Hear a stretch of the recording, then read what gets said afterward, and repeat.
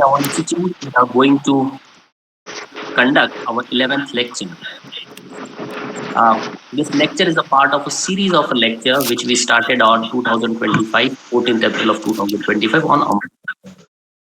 This institution is a space where we uh, give platform to the scholars, doctors, and social scientists who are engaged with the study of Dalit studies and marginalized studies and other disciplines. This institution is founded by Professor Karunyakara sir. He is also going to chair today's lecture. So, to introduce and welcome our chair, I request Shashikant Bharti, our coordinator Shashikant Bharti, to introduce and welcome Professor Karunyakara sir. Thank you, Akash. Professor Dr. Lella Karunyakara sir is a former Vice Chancellor and founder of Karunyakara Institute of Dalit Knowledge. He is the author of The History of Dalit Identity and Modernization of Buddhism. After completing his PhD from JNU New Delhi,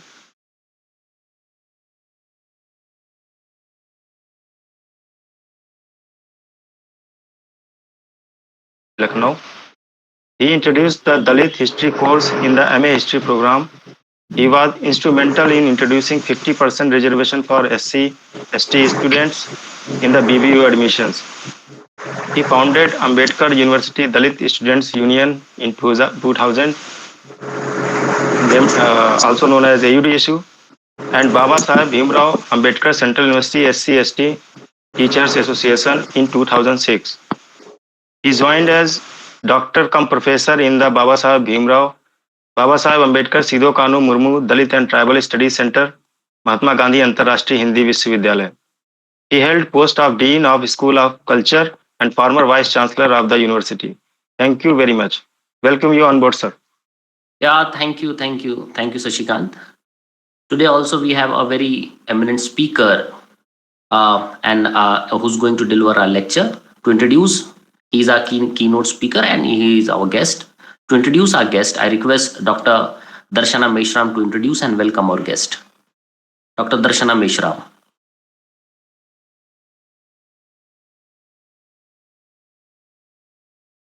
Darshana Meshram, your voice is mute. The speaker is mute.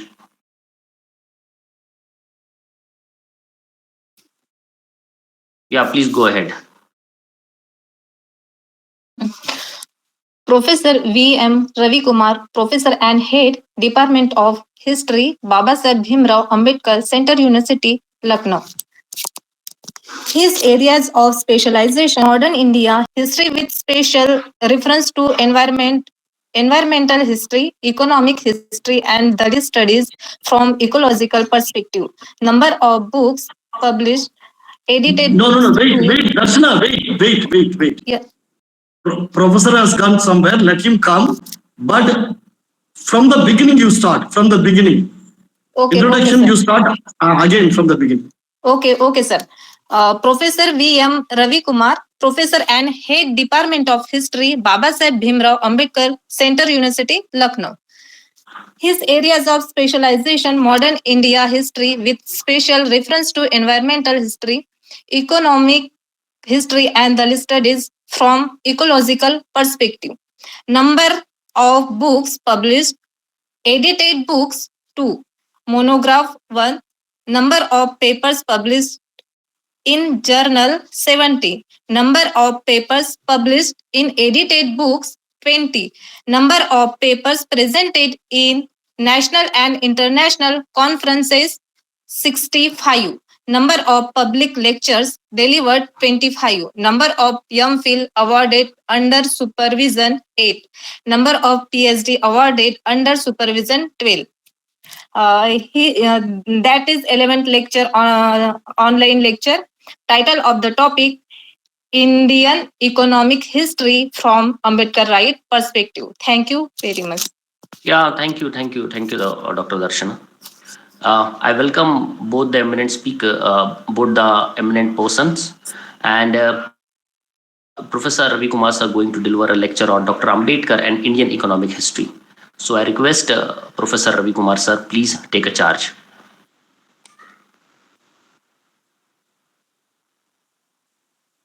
Am I audible? Yes, sir, you are audible. Okay, thank you very much. At the outset,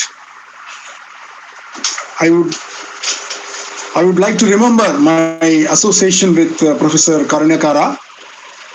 And then let me confess, I think Professor Karunyakara immensely facilitated, in fact, practically facilitated my teaching position in the Department of History.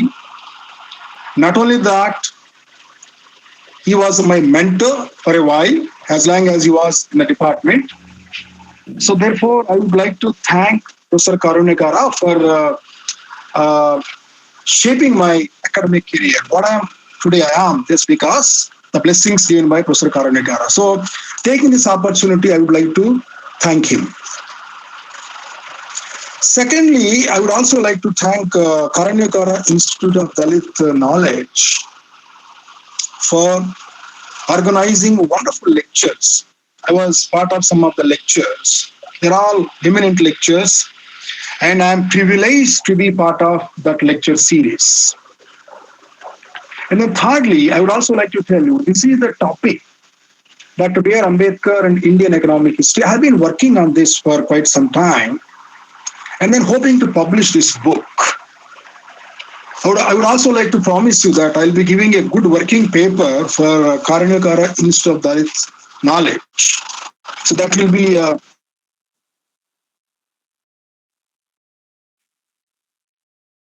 said these 3 points. Let me actually get into the topic. I don't know, it may not be a very entertaining topic because it deals mostly with theoretical perspective on Dr. B.R. Ambedkar and his contribution to economic history, not economics, economic history. Therefore, I don't know to what extent I'm going to remove your boredom. That's, I think, challenge I have to accept.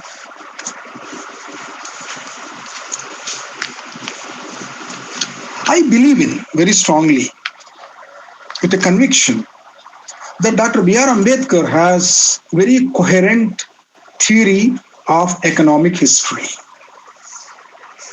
And then I also somehow feel to, I also would like to tell you that, that coherent economic history theory of Dr. B.R. Ambedkar is, I think, very sadly a missing link in Indian and global academia. So my entire discussion for about 40 minutes will address this lacuna, very, violent lacuna, I would rather call it as. Why it is a lacuna, I would like to prove it. Now let me start with why I have chosen this topic. Why I have chosen this topic to deliberate upon the theory, Ambedkar's theory of economic history. I advise everyone to just have a cursory look at the small newspaper writing written by Abhijit Banerjee, one of the Nobel laureate and then, a very famous economist. It was published in August 9th of this year. Now, in which Professor Banerjee mentions some very interesting points related to inequalities that are creeping up in India as well as global level. To make it very simple, in a very statistical way, I give you 2 sets of statistics, as mentioned by Abhijit Banerjee. He says 42% of the global wealth is owned by 1% of millionaires and billionaires. And then again, 40% of the wealth in India, again, owned by the 1% of the rich sections. And then you have a whole lot of reports published by World Bank, published by Oxfam, published by Asian Development Bank. I think this is an axiomatic truth, self-existent truth that, the globe as well as developing countries like India undergoing a tremendous set of inequalities. Now, these inequalities are being manifested at different level. That is a different topic. I will not get into that. Now, why did I mention this data is, the purpose of mentioning this data is, this is where Dr. B.R. Ambedkar is relevant so far as social science is concerned, so far as economics is concerned especially.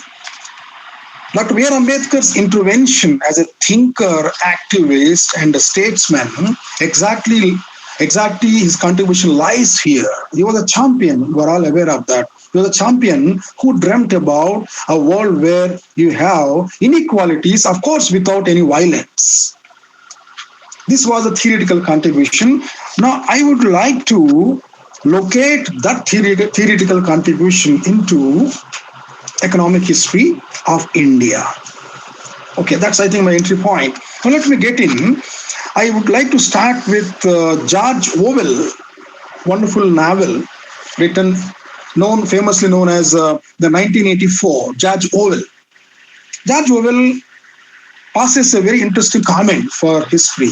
What it tells us, who controls the present, they control the past.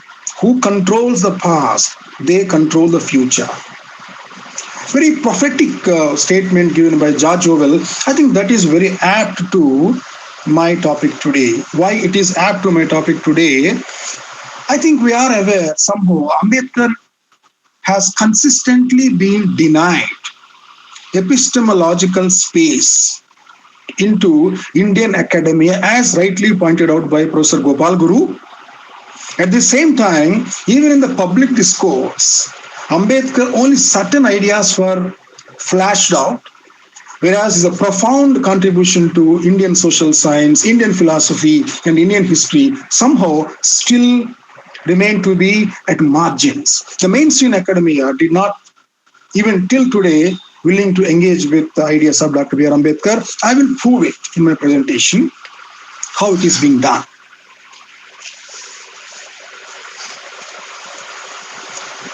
We have very interesting contributions to economic history of India. We also have very interesting contribution to economic thought of India. There are two sets. I will mention 4 or 5 names. And these names, these works are considered to be the classic works in the field of economic history so far as epistemological contribution is concerned. I will start with Professor Bipin Chandra. I think we are all aware of his name, very stalwart. Professor Bipin Chandra starts a debate, something called colonial modernization. In his classic book, Race and Growth of Economic Nationalism, there are millions of the copies are sold. Everyone is aware of that. But if you look at carefully, Professor Bipin Chandra does not prefer to engage with Dr. B.R. Ambedkar. Okay, I may be wrong. I'm sorry to be corrected. And then you also have one of the very classic treatise on Indian economic thought by Birendranath Ganguly. Birendranath Ganguly is almost like a textbook. It's the title of the book is Indian Economic Thought in 19th Century. It's a widely quoted, widely read, and widely referred book. And then that book never ever engaged with Dr. B.R. Ambedkar. Okay. And then forget about that. Most of the classical scholarship did not engage. And then the recent, one of the very important theoreticians, Tirthankar Roy. Now, Tirthankar Roy is almost like a shining star in the field of economic history of India. Now, Tirthankar Roy, in spite of his immense contribution, he has written more than 10 books, and then he has written more than 25 papers. And then all of those papers are path-breaking papers. But then, Tirthankar Roy, he mentions about most of the economic thinkers, starting from M.G. Ranade, P.C. Joshi, okay, and then R.C. Dutt and R.P. Dutt, many people, but then somehow refused to engage with Dr. B.R. Ambedkar. So what I'm trying to say here, my point is very clear.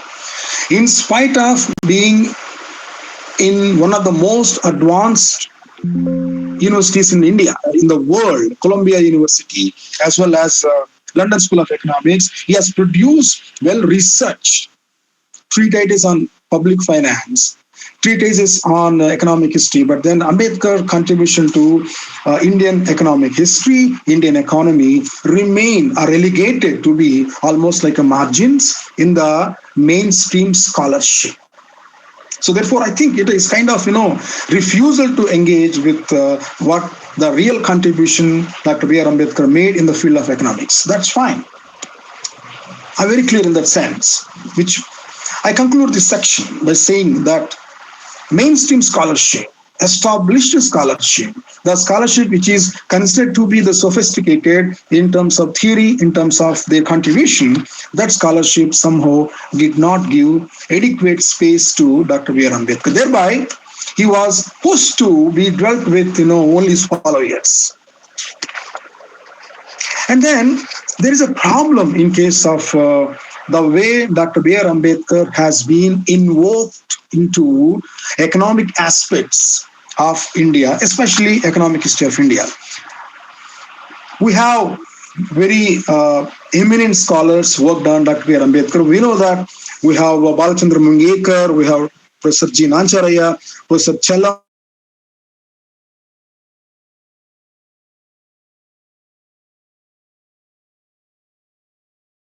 Kumar, and many other people, in fact. And even my friend Professor Malaya has worked on Dr. B.R. Ambedkar from economic perspective. Now, with the due regards to their commendable academic labor, with due regards to their painstaking research on Dr. B.R. Ambedkar, I dare to say that his ideas on economic history never ever received adequate treatment in the existing literature.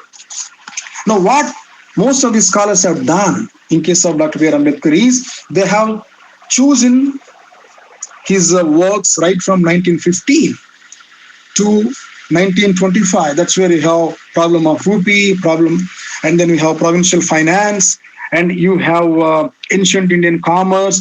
There are 6 texts, very good texts written by Dr. B.R. Ambedkar from economic perspective. Now, what most of the followers of Dr. B.R. Ambedkar did was in India, they located B.R. Ambedkar into public finance, and they located into Keynesian economics. They also located Ambedkar into what you call macroeconomic theory, what you call it. So consequently, what happened here, they mainly focused on how Dr. B.R. Ambedkar contributed to the development of policy. For example, Sukadev Thorat addresses how Ambedkar was instrumental in shaping water policy, how Ambedkar was instrumental in shaping what you call RBI. All these things were dwelt by this existing scholarship. But for me, the existing scholarship on Dr. B.R. Ambedkar from economic perspective, they did not offer any singular theoretical framework. They did not construct some kind of very well structured, coherent model of what Ambedkarite economics is all about. And then what Ambedkarite economics stands for, and how Ambedkarite economics is helpful to us in addressing the ever-emerging economic inequalities. That's the reason why I think even by mainstream academia, he was marginalized. In case of the academia, who happened to be their followers, his economic history remained to be on a blind spot. So this presentation, my study gets into this vacuum, conceptual vacuum, very big vacuum. And I believe in very strongly, this vacuum has to be addressed. Why this vacuum has to be addressed? As I mentioned, in the absence of epistemological space, in the absence of what I should say, share in the top level knowledge production, Dalit community, a marginalized community, or most of the marginal sections of India, they cannot really negotiate with what you call power. They cannot negotiate with the policy, and then they cannot negotiate with the political economy.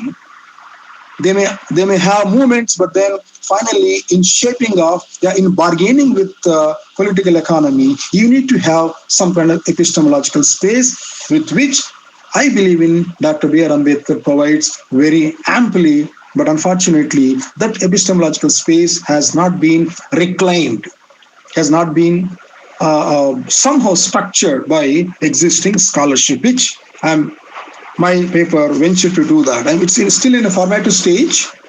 It has a long way to go. Now, having identified the blind spot in Ambedkar studies, having identified a kind of lacuna in Dalit studies, now I would like to venture into to what extent a singular framework can be gleaned from the writings of Dr. B.R. Ambedkar. I would like to start with my enterprise, my endeavor, with one of the most neglected piece of publication, a piece of Ambedkar writings. Somehow why people don't quote it, but then I found it to be very monumental. That is Ancient Indian Commerce.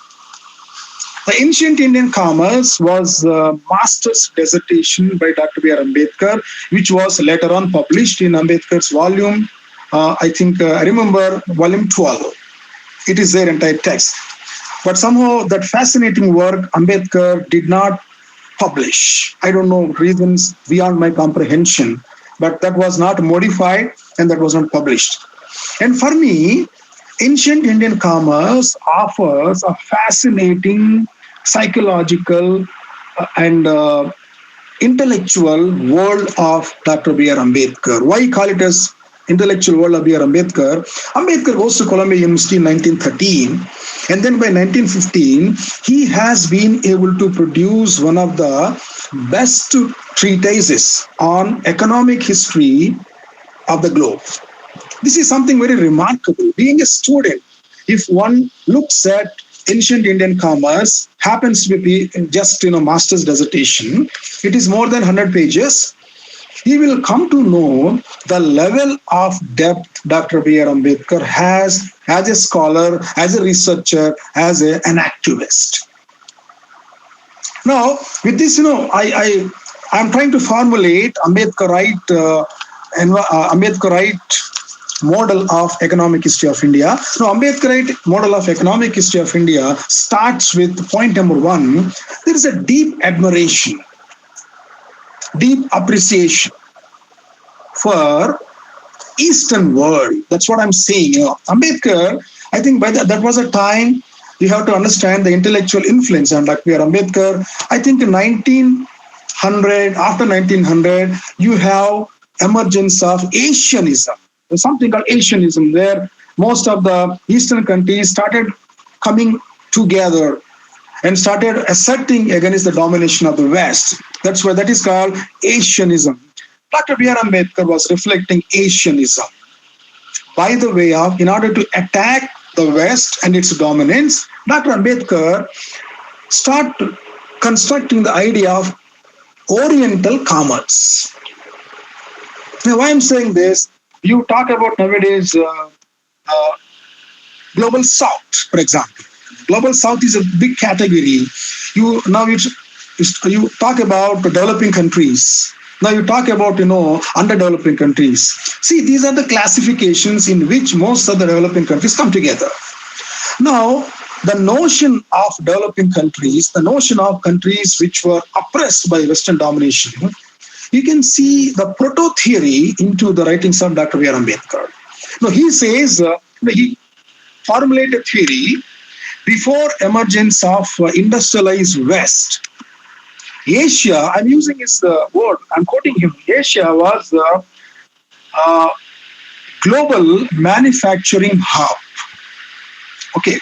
And he also used the word, what he called workshop of the world. For him, entire Asian countries, whether it is the Middle East, whether it is Southeast Asia, whether it is China, India, most of the countries for Dr. B.R. Ambedkar, they dominated a global commerce for most of the time, including India. Now you see nowadays there is a historiographical approach called revisionist approach, which is popularized by Professor Sanjay Subramaniam, Professor Prasanna Parthasarathy. They're all theoreticians. They enjoy wide reputation at global level. But then this revisionist theory, in fact, it was contemplated by Dr. B.R. Ambedkar in 1915, wherein he says it is the East which was dominating the West. It was only after industrial revolution the entire game was changed. Thereby, Dr. B.R. Ambedkar was trying to locate, trying to create some kind of, global level conceptual understanding of how you have to counter the West, how we have to negotiate with the West in order to have a level playing game, in order to have a balance of the power. Therefore, for me, the first important intervention of economic history of Dr. B.R. Ambedkar is creation of global level theory. And then, I don't know, contrary many of his critics, including Arun Shourie, including, many Indian academicians, they don't come up openly, but then they talk on the sidelines of their academia, that, Dr. B.R. Ambedkar somehow very favorable to the British. This was allegation on Dr. B.R. Ambedkar, quite often level, even till today. And they also say that Ambedkar was not sympathetic enough to Indian culture, Indian civilization, and then, Indian ethos. I think we have to counter and we have antidote to all those allegations. If you read his book, Ancient Indian Commerce, the Ancient Indian Commerce is a wonderful treatise again on right from Vedic period to till British. He constructs a very coherent, very clear economic history picture where he says it is a India which was contributing to the global. What Sanjay Subramanian and other people are telling now, it was already explained, postulated by Dr. B.R. Ambedkar in 1915, wherein he says Indian manufacturing goods were exported to most of the Southeast Asia. Indian goods were exported to most of the Western countries, and it has a global presence. And I don't think, if you look at most of the economic historians of India, I don't really think they have this much of depth, this much of seriousness in order to describe Indian trade and commerce in a very scholarly way, in a very methodological way. But only difference between Dr. B.R. Ambedkar and other nationalist thinkers for me is, while most of the nationalist thinkers like R.C. Dutt and then many other people, is that they were not really critical about Indian social structure, whereas Dr. Ambedkar was very conscious about the way Indian social structure did play an important role in Indian economic history. Perhaps that is the reason why, perhaps because of that criticality, Ambedkar's economic history was not drawn into post-colonial scholarship. Because post-colonial scholarship was mostly interested on uncritical admiration for Indian ethos, whereas Ambedkar refused to do that. Why Ambedkar refused to do that is quite obvious, because he was trained in Columbia and then he was trained in London School of Economics. If you look at London School of Economics caption, go to the website and then see London School of Economics motto is to know about cause of everything. So Ambedkar ethics, Ambedkar intellectual ethos were rooted in what we call Columbia University. Columbia University caption was to see the light. So therefore, we can't expect a scholar who was trained into the most reputed institutes of the world to take uncritical admiration for something. That's the reason why Ambedkar was refused to be part of Indian economic history, refused to be part of Indian economic thought, refused to be part of the main annals of Indian economic history. I think it's a big due. If you look at, most of the books on Indian economic history, for example, I'll give an example. Tirthankar Roy, while writing a paper, he says, we have two axes of economic history and an intellectual axis. One is epicenter is from Lucknow, where Professor Radha Kamal Mukherjee was leading, and another epicenter comes from Bombay.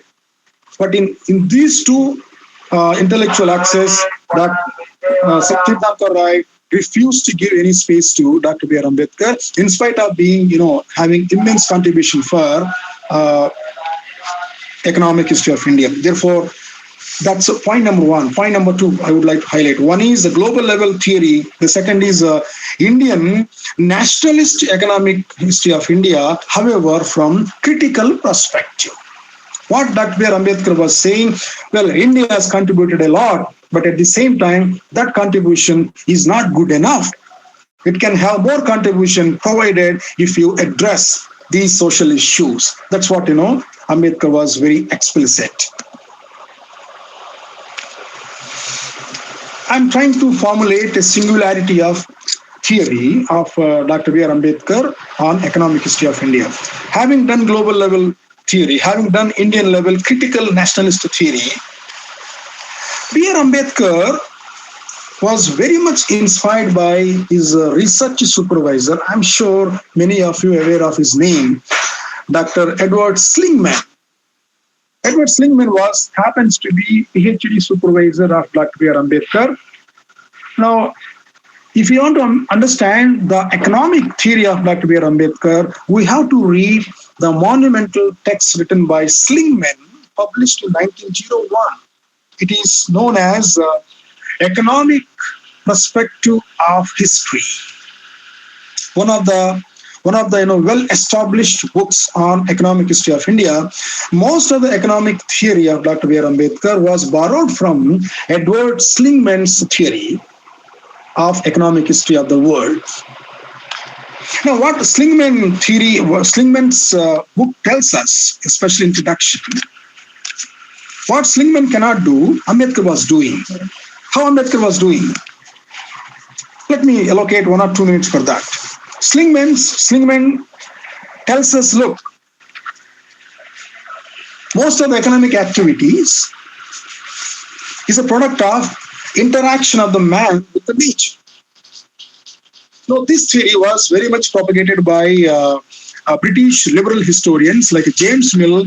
Okay, you also have J.S. Mill and many other classical thinkers, including Adam Smith. Adam Smith and many people, they were mainly concerned, classical economics it is known as. Most of the classical economists, they were interested in how to earn wealth by the way of using nature. On the other hand, you have Marxism. What Marxism says, how to distribute the wealth among the society. There are two contrasting theoretical models. While classical economics says you have to generate a wealth, disregard to your social distinctions. On the other hand, Marxism says it's something you have to distribute wealth even by the way of having a revolution. Now, Slingman happens to be lenient towards Marxism. Ambedkar was, actually Ambedkar intellectual legacy was actually shaped by these two theories. The liberal British theory on the one hand, and then Marxist theory on the other hand. Okay. And then the greatness of Ambedkar lies in he was trying to synthesize these two theories. Classical economic theory, neoclassical economic theory, and then Marxist theory. The synthesis is nothing but Ambedkar was strongly in belief that we can have a science of distribution of the wealth. I call it Ambedkar economics is nothing but the science of distribution of the wealth, as rightly pointed out by Professor Abhijit Banerjee, as pointed out by Professor Amartya Sen. But Professor Amartya Sen welfare economics model, Professor Abhijit Banerjee's all these insights were already laid down by Dr. B.R. Ambedkar. This is what I'm trying to say. Okay. So Ambedkar economic model is a kind of hybrid model of both classical, neoclassical economics as well as Marxist model, whereby Ambedkar comes up with something called enlightened state-centric model. Not simply state model, enlightened state-centric model, which stands for state being a highest collectivity of the human beings, nation being the highest collectivity of human affairs. This collectivity has to channelize the distribution of the wealth, and how a state can distribute the wealth, that itself is science. That is what Dr. B.R. Ambedkar was trying in most of his economics. For example, you also have what you call administration and finance of East India Company. Again, is a part of his master dissertation. You also have national dividend of India. You also have problem of rupee. You also have very classical text on public finance, provincial finance in British India. And if you look at most of the writings by Dr. B.R. Ambedkar, of course, I'm holding back small holdings in India. I have different point for that. Particularly his Evolution of Provincial Finance, which was published in 1925, which is called almost magnum opus for public finance in India. Now, what in all these studies Ambedkar was doing, he was launching a blistering attack on the British colonial rule, which I don't know why scholars are not actually understanding that. If you look at each and every page of Dr. B.R. Ambedkar, he was highly critical of British colonial rule. In fact, his provincial finance starts with a observation that the nation development should be judged not by its GDP, rather it should be judged by its expenditure on welfare, public welfare, what you call human development indexes. Right now, this human development index was visualized by Dr. B.R. Ambedkar in his most of the economic works. Okay. Therefore, the second important theoretical contribution of Dr. B.R. Ambedkar is by offering very strong critique. I mean, he proves with what you call mathematical precision. He proves with a lot of statistical tabulations that British in India never bothered much about welfare of the people. It's not that, nationalist historiography like Gopal Krishna Gokhale, they were simply attacking the British in a public forums, but B.R. Ambedkar was attacking British with intellectual tools. He demonstrates very clearly that public finance in India is a mess. To use his word, it's an animal peace. He uses the word animal peace. We have peace in India by the British, but that peace is only animal peace. He asks his readers, we have to decide, we need to have animal peace or we want development. Certainly, you would opt for development. So his conclusion was, British rule was not morally committed. British rules were not, not serious enough to launch what you call developmental activities in India, which was said by nationalist historiography. It was said by nationalist thinkers while they were given adequate space into the economic history of India, but Ambedkar was completely neglected. This is nothing but epistemological violence for me. Okay. And then that's about point number 3. You have global level theory, you have Indian level theory, you also have Ambedkarite model of how public finance should be a science. That science should actually take care of equity as a fundamental cardinal principle for redistribution of the resources in all walks of the life. That's what B.R. Ambedkar says. It's not necessarily reservation is a small thing. Rather, Dr. B.R. Ambedkar was opting for equity should be the fundamental principle wherein the national wealth should be redistributed. Not in a Marxian model, rather in a model of public policy, rather in a model of what you call public finance. This is what Dr. B.R. Ambedkar was doing. But then perhaps the reason why his writings were not given adequate importance perhaps could be the kind of, unchecked capitalism. The kind of capitalism which was not really controlled by the state perhaps prevented Dr. B.R. Ambedkar from becoming one of the very important theoreticians. I think Ambedkar, these theoretical contributions will certainly come in a very big way. But unfortunately, even Professor Amartya Sen, Professor Abhijit Banerjee, they only borrow one or two ideas from Dr. B.R. Ambedkar, but then they did not come up with the coherent, genuine contribution done by Dr. B.R. Ambedkar. That's the reason why his economic ideas were almost kept in a dark, and only most of these marginal sections are happy only to know certain motives. Like he's one of the architect of RBI, He's architect of water policies. He's architect of many things. Ambedkar was not opting for the small things. Rather, he was opting for a space in Indian epistemology wherein Dalits and other marginalized sections will have a kind of very strong bargaining power into the public finance, which we are lacking very badly. Everyone aware of that. That's about third theoretical intervention. And then the fourth theoretical intervention, Dr. B.R. Ambedkar, that's where you see the scholarship of Dr. B.R. Ambedkar in a very sophisticated way. A small piece, I think everyone is aware of, small holdings in India and their remedies. It's only 25 pages, but then very powerful analytical framework he offers. Again, equity being a fundamental principle, Dr. B.R. Ambedkar says, we have to shift the population from agriculture to industries. And then not only that, by the way of extending his argument, he also says land should be distributed among the population.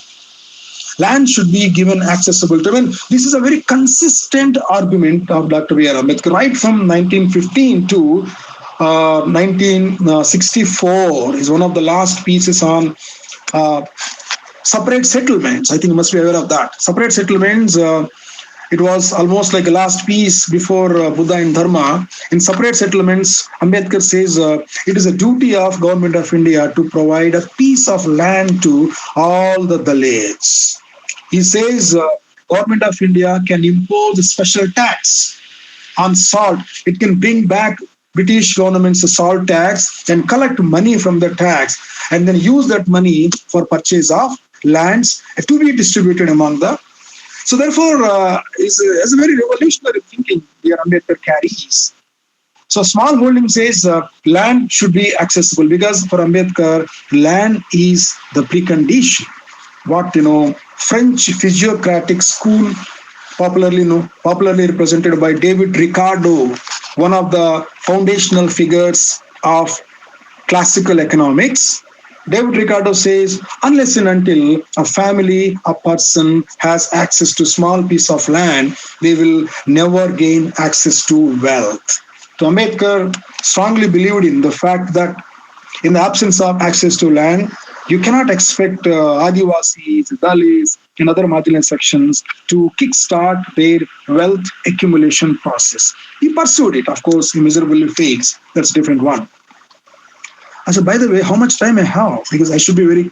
Am I taking more time? No, sir. Can I carry on? Yes, sir. Yes, sir. You can. Ravi, you can have a time till 1 o'clock. Oh, thank you so much. Okay, so that's one of the very important thing. Agriculture and access to land is very important. In fact, B.R. Ambedkar, if you look at subsequently, maybe from 1940s, mid-40s onwards, having submitted his report to Constituent Assembly of India from Scheduled Caste Federation. Scheduled Caste Federation, the manifesto of Scheduled Caste Federation, I think one should look into that. That's very mind-boggling economic document from the perspective of equity. Now, what Ambedkar proposes in that document is that the land should be declared as a national resource. It's a kind of vision Dr. B.R. Ambedkar was, and I'm coming to practice what he was saying. Land should be declared as a national asset. Not only that, most of the primary industries should be governed by state.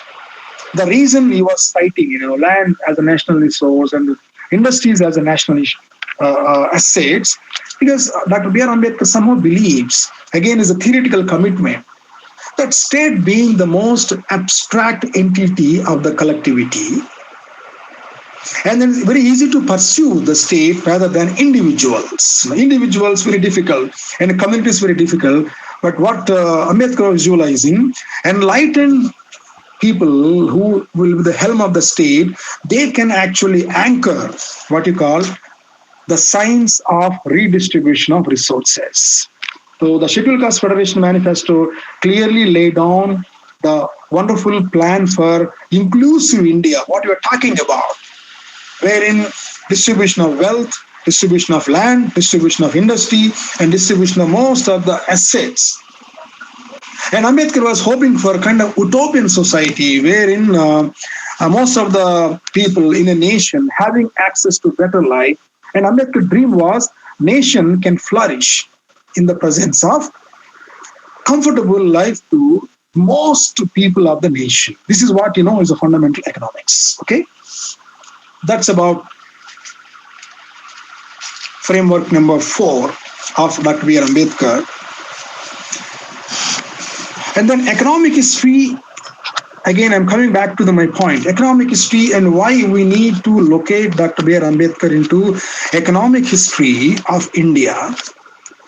Because Ambedkarite model of economic history of India creates what you call inclusive economic model. Because economic history gives you a theoretical models for economic policies or economic models. Now, what is inclusive economic model? Let me spend some time on what is inclusive economic model. For Dr. B.R. Ambedkar, he has inherited philosophical ethics from 2 traditions. The one tradition obviously comes from Aristotelian intellectual analytical method. Intellectual analytical method you can see in most of the writings of Dr. B.R. Ambedkar. Dr. B.R. Ambedkar is not dialectician like Marx and Hegel. Rather, he was mainly focusing on classical Aristotelian, what you call intellectual analytical methodology, which means Dr. B.R. Ambedkar has the ability of reflecting upon most of the social conditions in a very penetrating intellectual way. Now, what Ambedkar says, perhaps by 1900 and 1920s in India, you have economic thinking, cultural thinking, philosophical thinking, and then most of the historical thinking. For Ambedkar, they're all rooted from some kind of reactionary mode of Indian intelligentsia. Reactionary mode stands for a kind of animosity towards the British, a kind of anger towards the British, force them to be very reactionary towards our ancient Indian ethos. So because of that, Ambedkar strongly believed in, that is because of those reactionary things, Indian ethics, Indian society, Indian civilization, they were all valorized. And then most of the problems in India were glossed over. They thought they were obsolete. That's the reason why you don't get to see a kind of very strong, genuine social reform movement launched by most of the nationalist intelligentsia. So what Ambedkar was saying, we should not be very emotional about our policies. We should not be emotional about our history. What is needed is we need to adopt certain methodological intellectualism. This methodological intellectualism he has inherited from the West. But at the same time, my dear participants, let me make it very clear, Ambedkar was not mimicking the West. Like many people said, I refuse to accept with them. In fact, I will go to any extent of defending Dr. B.R. Ambedkar. Dr. B.R. Ambedkar never ever mimicked the West. He was borrowing theories from the West, but then those theories, he always grounded them from Indian ethics. And then contrary to the people, I tell you, for example, his engagement with Buddhism, publicly, what I should say, starts from 1915. I mentioned already ancient Indian commerce. In ancient Indian commerce, he mentions about Buddha in a very admirable way. And from then onwards, Buddhism and its philosophical foundations remain to be one of the base for Dr. B.R. Ambedkar's intellectual reflections. Therefore, what I'm saying here, his intellectual contribution not just coming from West. He was taking language, he was taking method, he was taking vocabulary perhaps. But then the essence of Dr. B.R. Ambedkar rooted very strongly from Indian soil and mostly, I think, in a Buddhism. Now, why I'm saying this? His economic history again rooted from these the kind of synthesis of Western and then Eastern philosophical moral traditions. So what Ambedkar criticality, for example, in most of the writings, he comments upon how Indian society is dominated by some sections, how Indian society refused to change itself in tune with global level trends. I'm talking about ancient period. How Indian society unable to achieve its optimum efficiency on account of its cultural, moral, and religious ethos. So Ambedkar was very clear by using Western methodology, he was trying to identify some of the stumbling blocks. I think our intellectual Indian academia should take into consideration this point.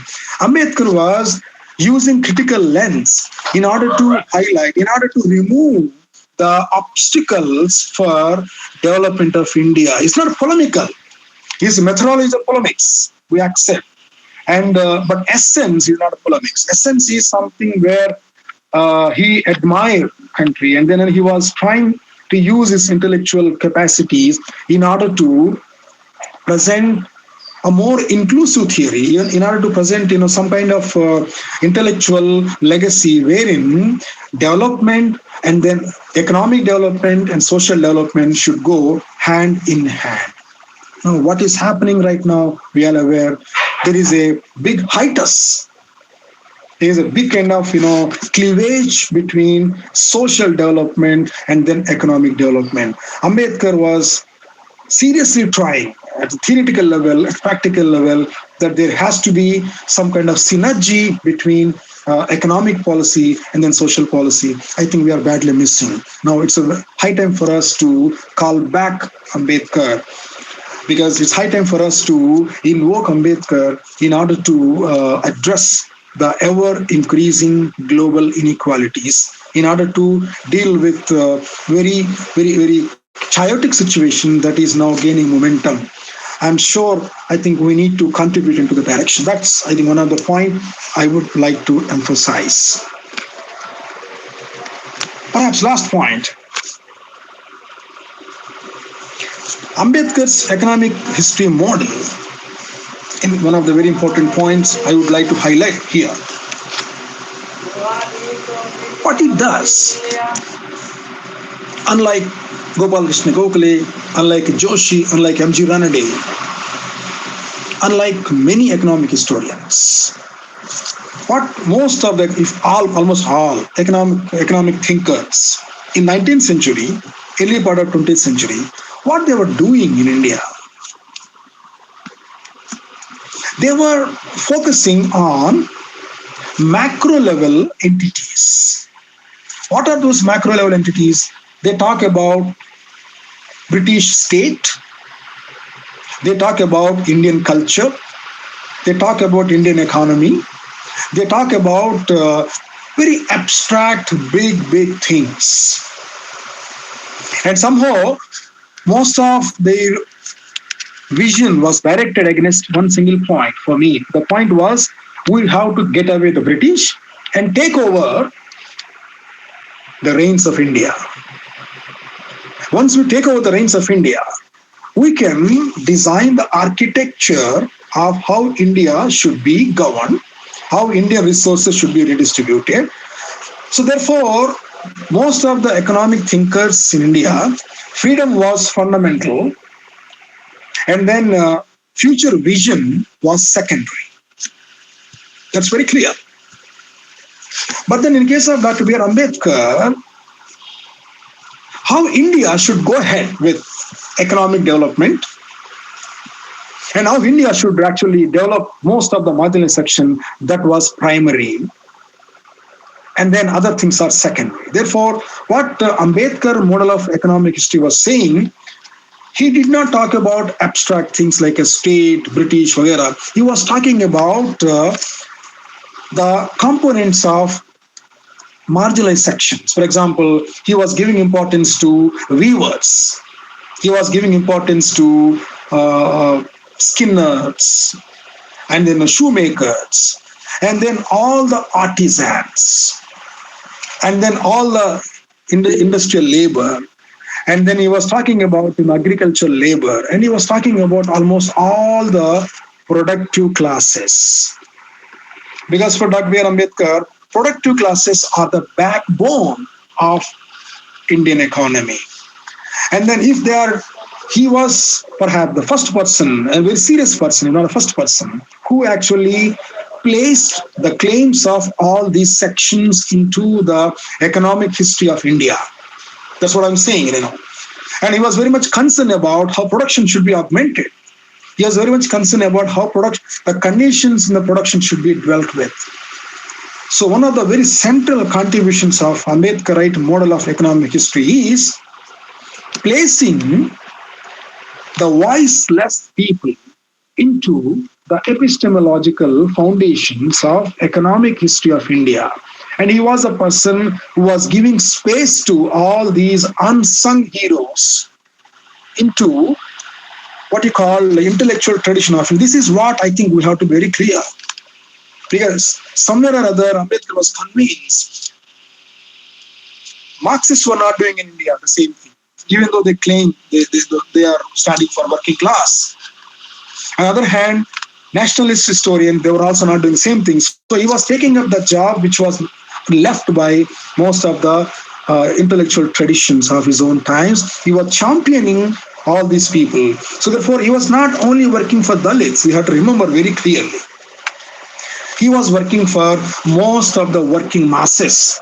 He was trying for most of the people who cannot represent themselves. That is what I think economic history, he decolonized economic history from abstract to concrete.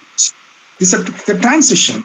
Ambedkar was standing for concrete rather than abstract. I think this is very important for us now to call back this concrete in the contemporary times. Okay.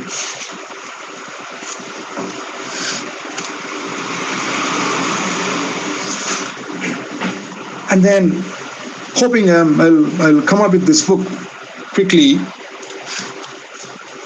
Once we recognize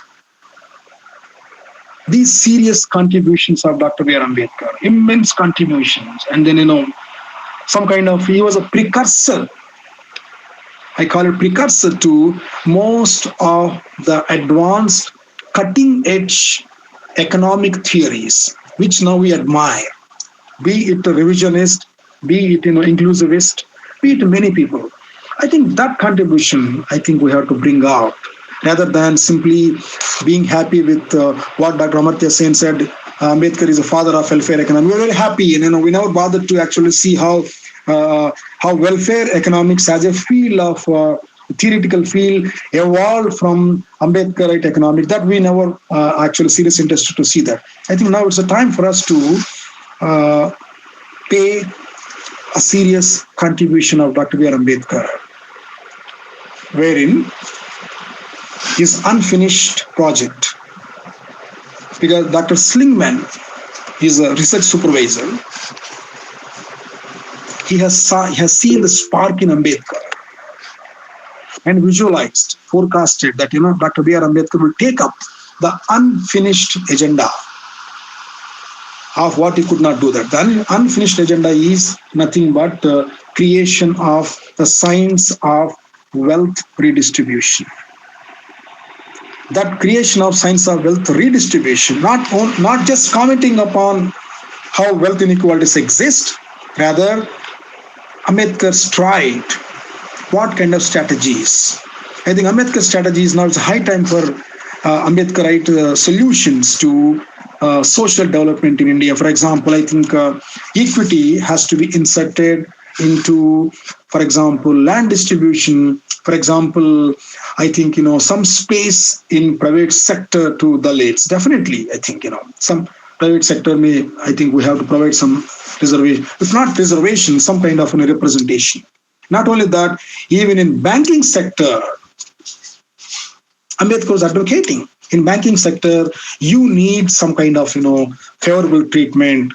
Not only that, in almost all economic activities wherein the public money is pumped, there you need some kind of special incentives, some kind of special measures, because ultimately I conclude by saying that Ambedkar, in his Principles of Reconstruction, which was a critical of Bertrand Russell's philosophy, he says when there is a conflict between morals and economy, it is economy which prevails, which means that unless and until you have favorable economic conditions, unless and until individual economically comfortable individual can never become a productive citizen. An individual can never be able to contribute to the society. Therefore, it is a responsibility of enlightened state. That's where you have Indian Constitution. Indian Constitution is nothing but Dr. B.R. Ambedkar's science of redistribution. In fact, Dr. B.R. Ambedkar believes in the science of redistribution is only possible when you have equilibrium of the power. Equilibrium of the power. Again, this balance of the power is some kind of international theory. This balance of power, as visualized by Dr. B.R. Ambedkar in 1915 in his work on East India Company. The balance of power for Ambedkar, not necessarily between the nations, not necessarily between the state, even it is between communities. It is between individuals. Unless and until the state unable to evolve what you call balance of the power equilibrium he calls, there won't be any solutions. So with this, I conclude. I think you have given me enough time. I am profusely thankful to organizers. I am here to clarify. We'll have some more productive discussion. I hope I did not bother you. I did not bore you out. Thank you very much. Thank you, sir. Thank you. Sir, you not bored us. You enriched us with the wonderful lecture. Thank you. Now I request our chair to please take a charge. Professor M. Ravi Kumar is very much, Professor Ravi Kumar is known to me for long. I was there in Ambedkar, Babasaheb, Bhimrao Ambedkar Central University, Lucknow. So I was, head of the Department of History, where Ravi Kumar, that time a young scholar. Today I could see Ravi Kumar, the way he presented, the way he articulated his original ideas. Rather, I could say it is, his own ideas. Aligning with Ambedkar's views, particularly related to the economic history of India. I'm looking at him as a Gopal Guru in him, to be frank to say. So I was feeling as if I'm sitting in the JNU and listening to the Gopal Guru. So Ravi, it's a very, very big compliment which I never given to anyone. Thank you. I wish that the very bright future lies in you. Of course, for academicians, becoming a professor is the beginning of the career as an academic. Assistant professor is a career to build. It's a probation period. Assistant professor, associate professor is a probation period. Being a professor, actually, it is the beginning, first step of the academic life. So really, I appreciate Professor Ravi Kumar.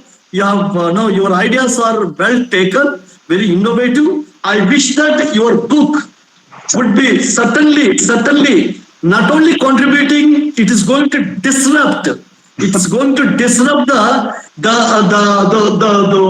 so-called eminent scholars who are, without taking Ambedkar, copying Ambedkar and disowning Ambedkar. So Ravi, I appreciate once again.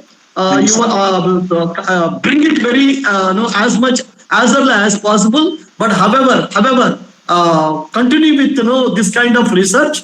This is what we supposed to do being academicians. Good, Ravi. Once again, I congratulate you for wonderful lecture. Thank you, sir. Yeah. Thank you. Yeah. Akash, carry on. Thank you, Professor. So now we are going to have question answer session. So those who want to ask a question specifically related to the lecture, please go ahead. Please raise your hand. I'll take your names.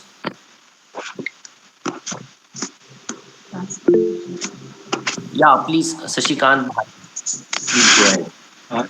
Javim sir. Ji. Sir, in simple words, I want to understand how to the redistribution of wealth. What is the means are there to be redistributed the wealth? In simple words, I want to understand this. Thank you, sir.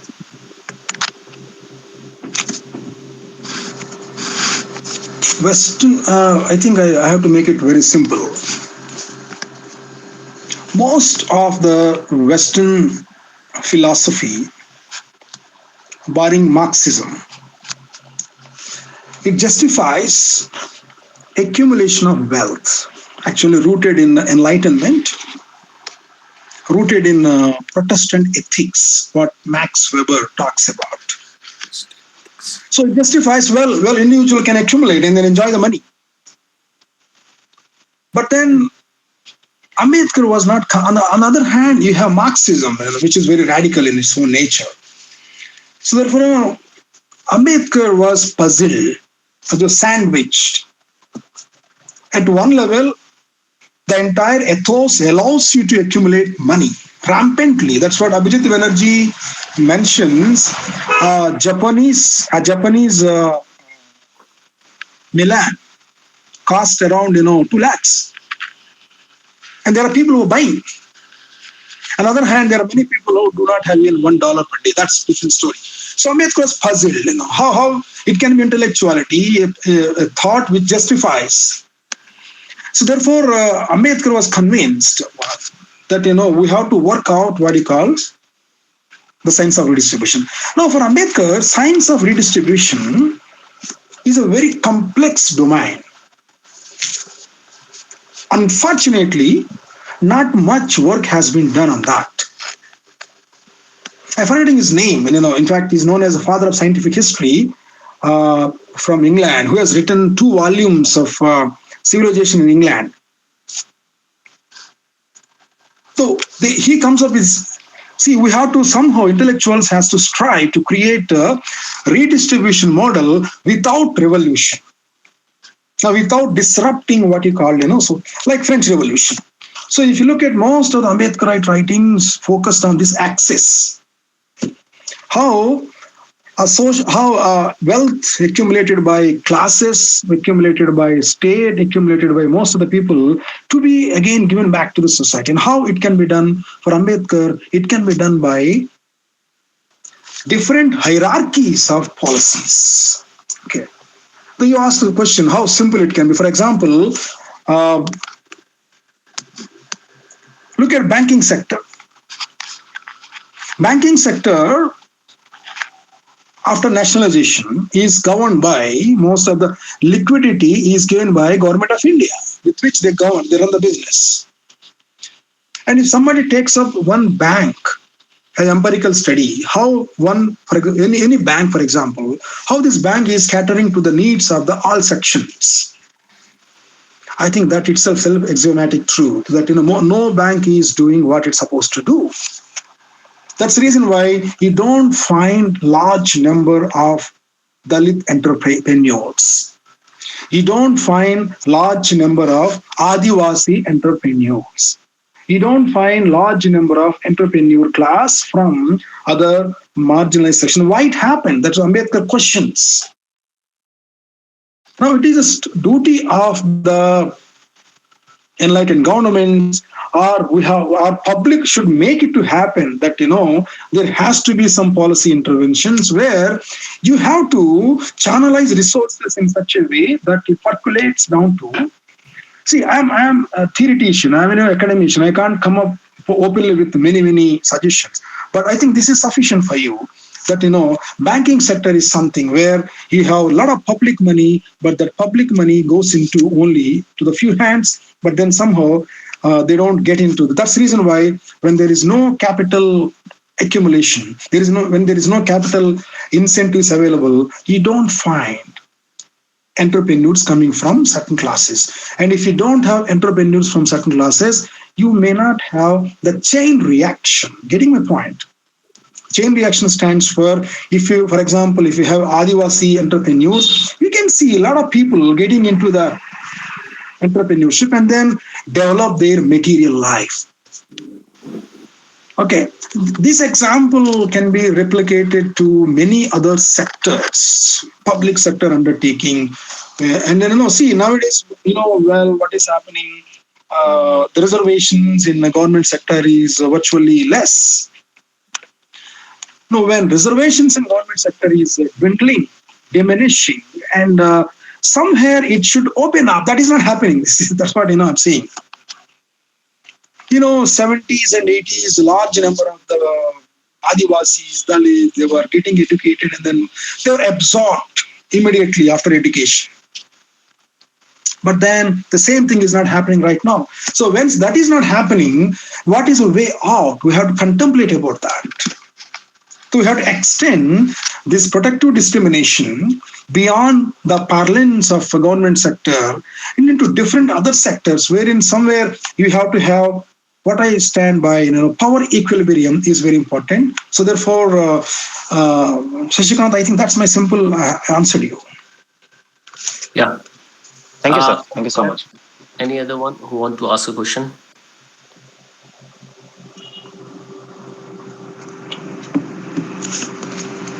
Hello. Hello. Yeah. Yeah, this is Suhas here. Yeah. So, can I ask a question? Am I audible? Yeah, you're audible. Yeah. Okay. So, good morning, everyone. So, it was really enriching session, sir, and new things we get to know about this. So, I was just I have some doubts in my mind about the some things which you said are like epistemological violence. First is that how can we avoid this in our future writings or academically? And second thing, sir, as a student of Ambedkar thoughts, I have done MA. So in economic theory, which we learned lastly, that Dr. Ambedkar took mixed economical method for his in his procedure. So in mixed economy, when you were talking about the theoretical interventions, so in that he took Marxist as well as classical. You said you already told me about that. So, sir, I was just asking you, in mixed economy, when we study about Thomas Piketty, so is it also related to him, or is it means Dr. Ambedkar has left Thomas Piketty's thought? That was the second thing. Thank you, sir. Well, let me confess, I am not a student of economics, so therefore I can't give you a technical answer. But nevertheless, a student of economic history, see, the mixed economy, actually, its philosophical foundation started from Russian model, Lenin's new economic policies. Okay, from there we derive inspiration. A state and as well as a market exist together. And then Ambedkar was not against to that model. And thereafter, even most of the Western countries, they adopted this model. You have dual model where state takes care of law and order, and then economy should be controlled by the market in the neoclassical economics. But then Ambedkar went beyond that model. What he was opting at least in the initial stage of independence, you can sacrifice growth, what we call degrowth theory in economics, environmental economics. You can sacrifice, degrowth theory says you can sacrifice your growth for the sake of environmental protection, isn't it? That's what degrowth theory argues. Similarly, Ambedkar was of the view that since Indian economy was destroyed by the British, Indian economy was actually sucked. What do you call, Indian economy was actually sucked by the sink of the globe at the time. Britain was known as the sink of the global wealth. Now, I think Ambedkar and many of his contemporaries were of the view that we can sacrifice GDP and then we can pump the money back to the society. Getting my point here? So he was not for mixed economy, and contrary to that, he was not openly against market economy, but at the same time, he was vocally for you can always channelize growth for the welfare of the people. And at least Ambedkar was hoping, at least for some point of time, perhaps maybe 2 decades, 3 decades, we can forego growth and thereby create the wealth among the citizens. This is what a typical Ambedkar model. But then creation of the wealth, not in the Marxian model where you are forcing state taking over everything, and then because that was a failed model almost, because Ambedkar has seen how Stalin was doing his model. Ambedkar has seen how many so-called socialist economies were miserably failed, ended up to be more capitalist than socialist. Therefore, Ambedkar was very cautious and conscious. What he was saying, you can have very robust, well-defined public policies. And those public policies should be guided by constitution. Now, there's a whole lot of debate about constitution. Because, see, the kind of constitution he has been able to draft with the help of inputs he got from, that itself a self-axiomatic truth.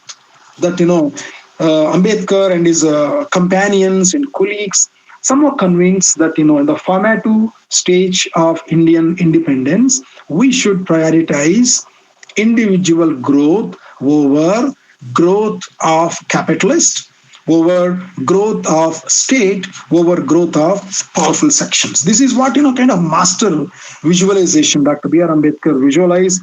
It was done to some extent, but then it was derailed after some time. We started out with the mixed economy, but eventually we ended up in, destroying, completely annihilating, if not completely, but to large extent annihilating this Ambedkarite model. Okay. Now, sacrificing social growth for economic growth. This is what, is almost opposite to Dr. B.R. Ambedkar.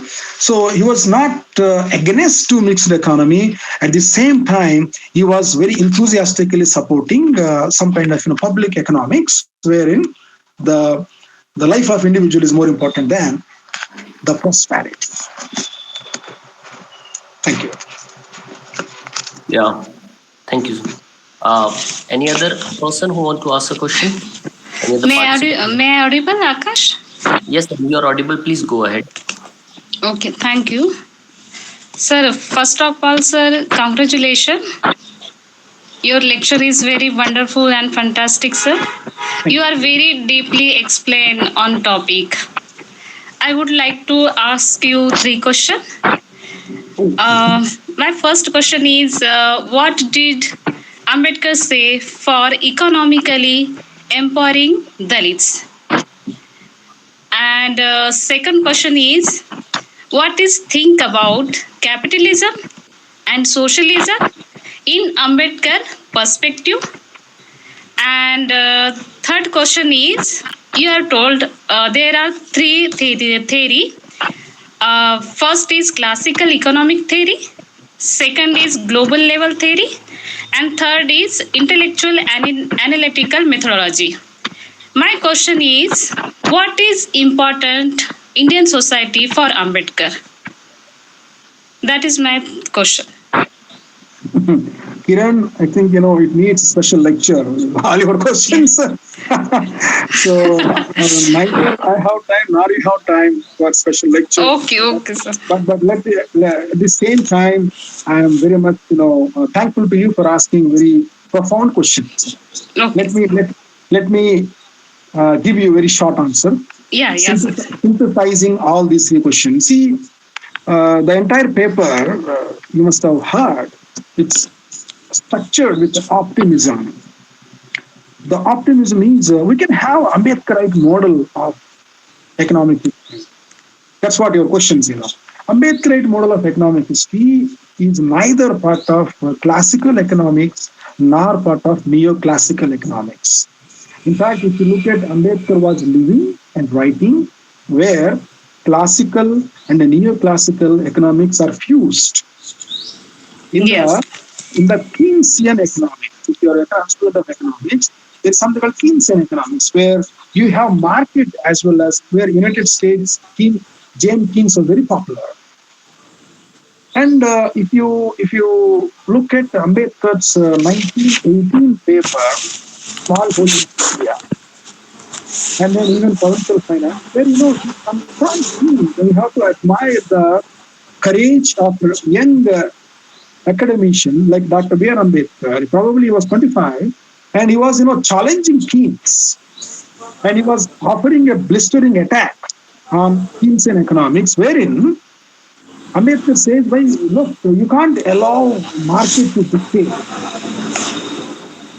At the same time, you can't make states so powerful that it dictate everything. Therefore, by critiquing Keynesian model, Ambedkar was offering an alternative model which our Indian academicians did not pay any attention.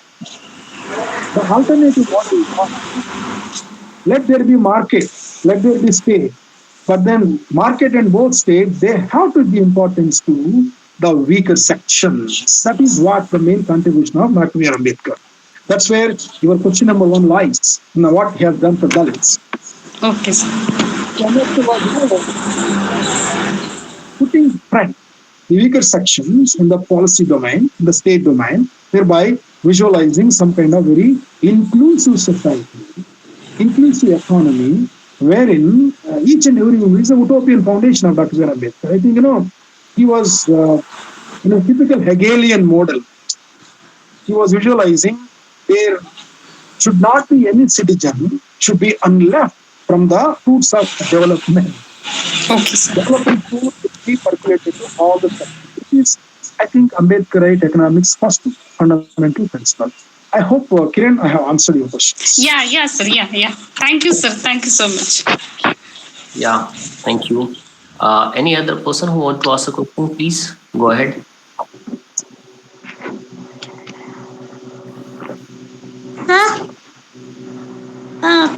My question is that what Ambedkar opinion about Dalit disabled women, because उनका perspective अभी तक society में सामने नहीं आया है, तो अगर दलित disabled women है तो उनके लिए क्या है? Could you tell your name and who are you so that myself Deepanjali, LLB LLM net. Currently I am pursuing teaching in law college. Thank you, Beta. Thank you very much for your very fundamental question. I think this is a very profound question. I don't pretend that Ambedkar has said that this per se. Ambedkar did not directly dwelt with disability. But then what I feel, Ambedkar does not see much distinction between social disability and then physical disability. Because social disability is a condition where individual is a crippled from not getting good life. And vis-a-vis in physical disability, individual cannot operate the way other people are operating. Therefore, I think Deepanjali had to understand Ambedkar when he was contemplating, postulating social disability discourse. I think no one else has articulated social disability discourse in India than Dr. B.R. Ambedkar. Social disability is nothing but denial of conditions for individual to flourish in a society. So therefore, Ambedkarite model of social disability can also, one can do wonderful research on this. And social disability model can also be applied to physical disability model. And thereby, what Ambedkar suggested to come out of the social disability, the similar models can be contemplated even for physically disabled person. Getting my point here? There is an analogy between social and physical. And finally, what I conclude by saying, what Ambedkar stands for, always, in fact, until he dies, stand for the people who cannot protect themselves, the people who cannot articulate themselves, the people who cannot develop themselves. Now, why people cannot themselves? What prevents people to develop themselves? That is what the entire Ambedkarite thought. Ambedkar said very clearly, at the different levels, society creates barriers for individual to flourish. Okay. So I think one can draw analogy between social and physical disability, but let me tell you frankly, Ambedkar did not. But then Ambedkar philosophy is a very inclusive philosophy where he talks about women, he talks about child labor, he talks about all the individuals who were socially ostracized, economically deprived, culturally excluded. So Ambedkarism is nothing but voice of the voiceless. Thank you. Thank you, sir. Thank you. This will be the last question. If anyone want to ask, please go ahead. This will be the last question.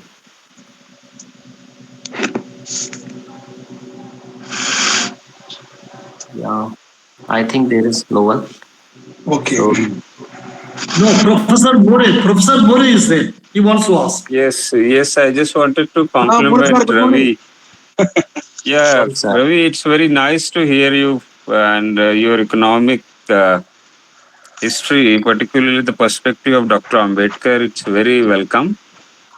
And you've really done good. You've burnt midnight oil to really come up with new arguments. Very nice to say a few things about you.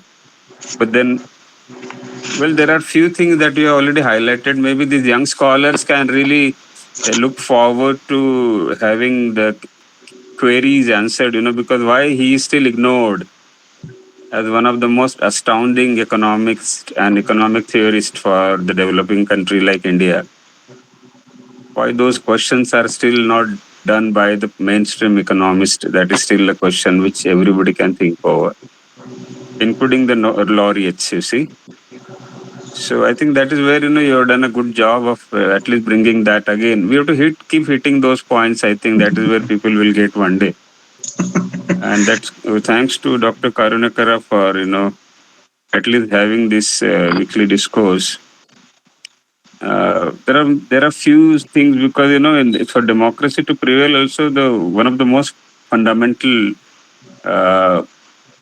aspect of our preamble also talks about, liberty, equality, fraternity, and justice, unless the economic parity is ensured, that joining and associated issues of preamble will still be a challenging task for a developing economy. That's what I want to comment on your things. I think you have done very well. Thank you very much.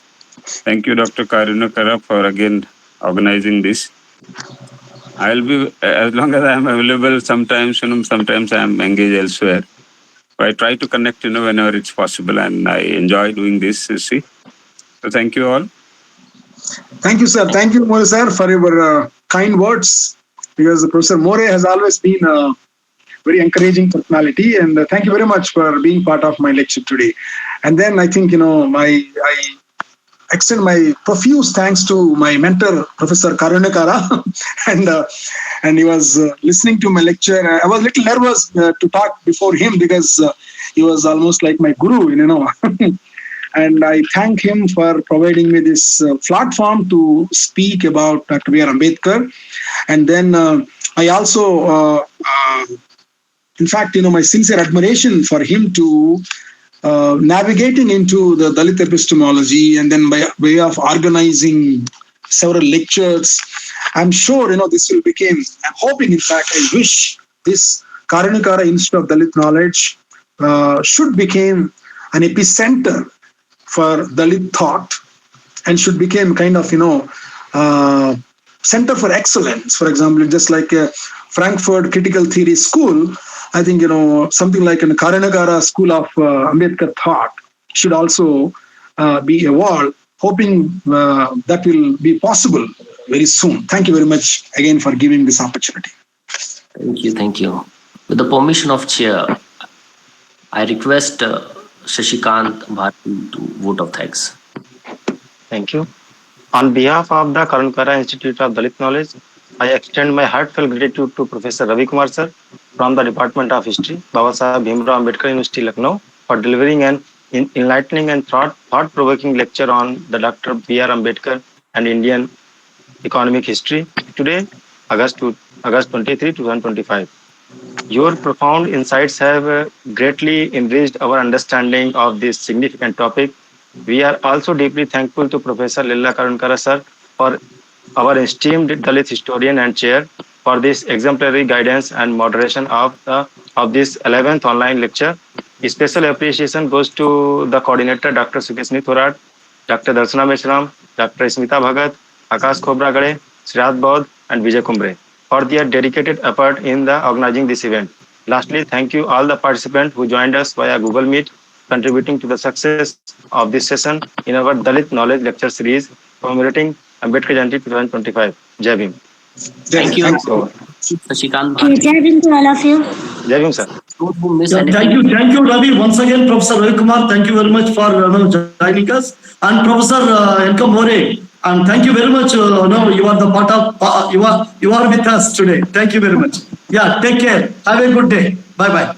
Thank you, sir. Thank you. those who miss the lecture, please check our YouTube link. There is a whole lecture is going to be published. So please go ahead. And we will meet soon with next Saturday with a new topic. Thank you. Bye bye. Take care.